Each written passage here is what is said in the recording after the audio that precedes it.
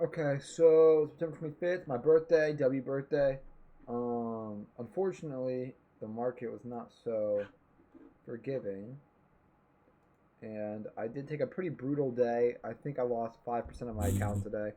So one of my biggest losing days in quite some time. I cut a lot of exposure. As you can see, I'm no longer an owner of Cypher. I sold this today. Um, they had this great move, dropped some news, but then completely faded. They dropped an offering, which is why they probably stayed heavy throughout the day. Um, um, so because it's under the 10 now, couldn't hold it any longer.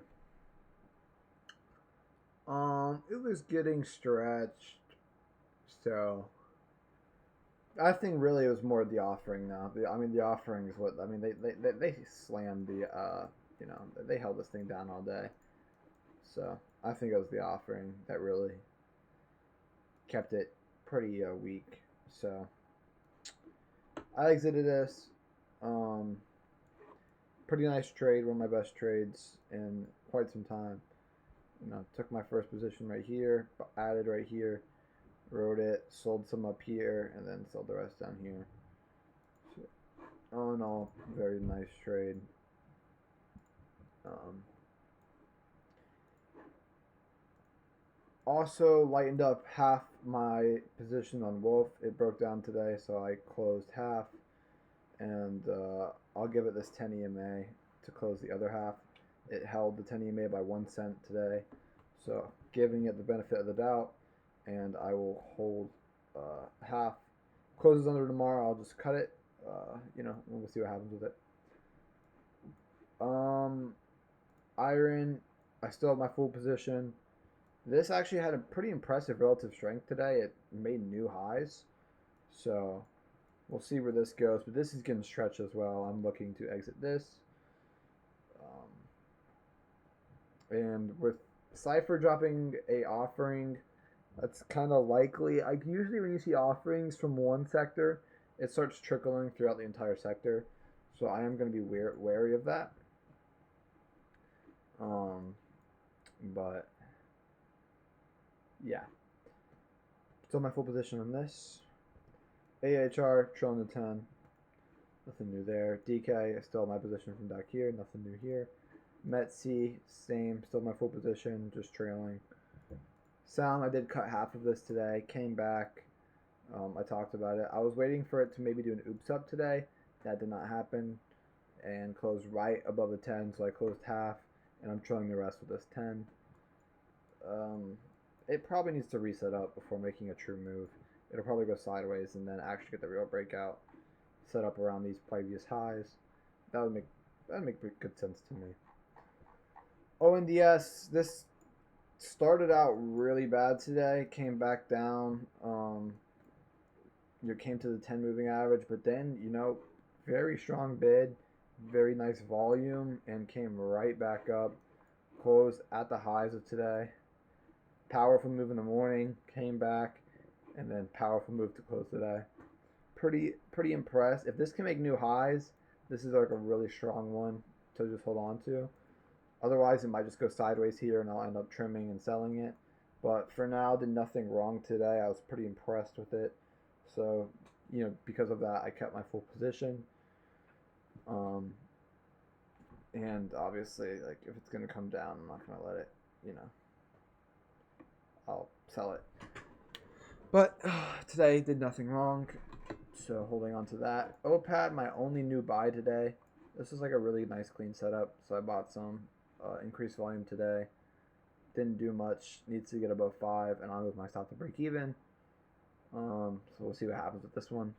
Don't really care what happens, to be honest.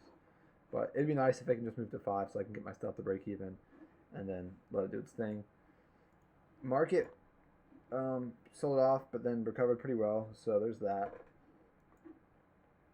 RSP breaking down a little. First test of the 50 since back in August. So breadth kind of deteriorating here. And MFI, yeah, you can see the breadth coming down as well. So breadth coming down. That's a good thing, not a bad thing. Um, but you know, IWM held the 20 so far. So we'll see what happens. I'm expecting just chop action, to be honest. So we'll see. Setups wise, there isn't much out there. I see this QMM looks pretty good, and then this SPHR looks really good.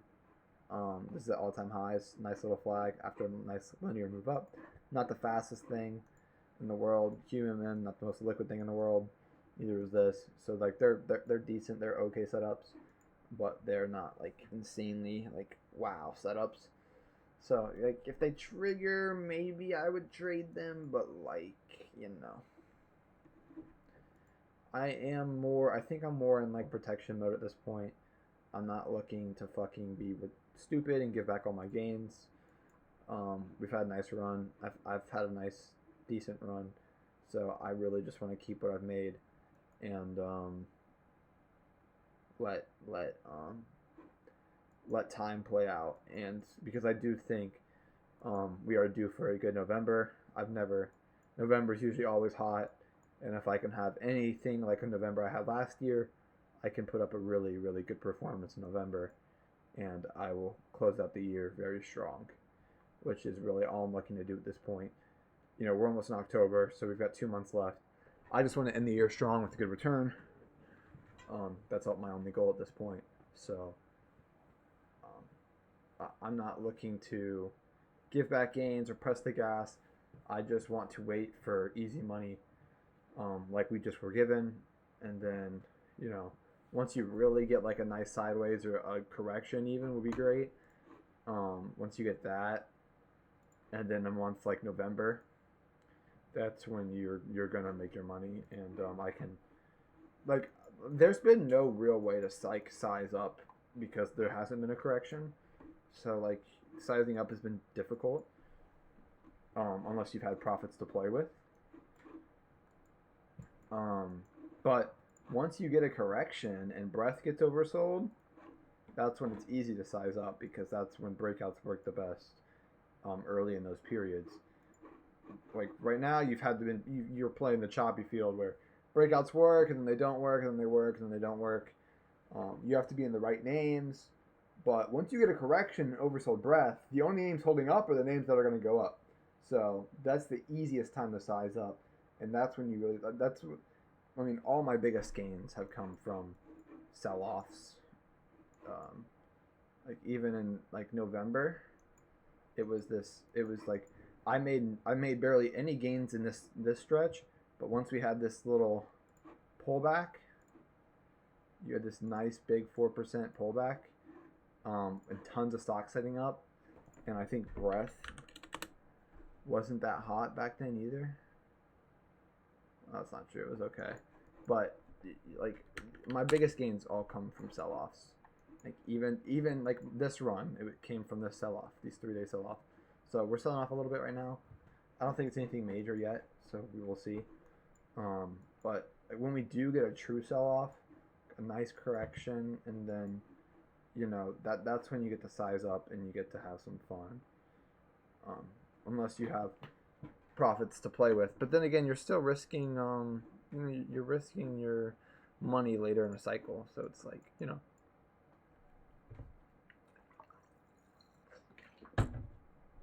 That's all I got though. That's all I got. So we'll see what happens. But I'm not looking to get aggressive here. I'm looking to protect what I've made, and you know, in my mind, we're gonna get a true good run, like a 4 week run later this year. So that's when I want to take advantage. This wasn't that long of a real good run. People were bearish in here. Um, People said stocks weren't acting good. At least this that I know of.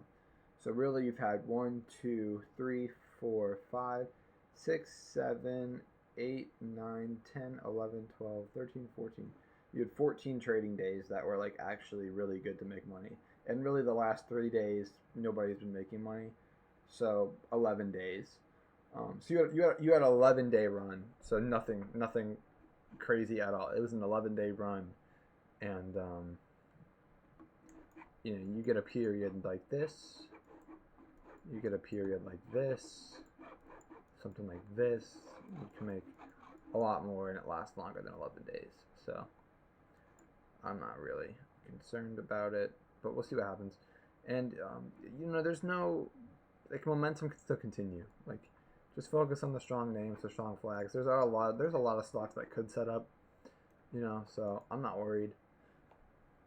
I just want to trade the best momentum names and try to generate capital from that. So we'll see what happens. Thanks.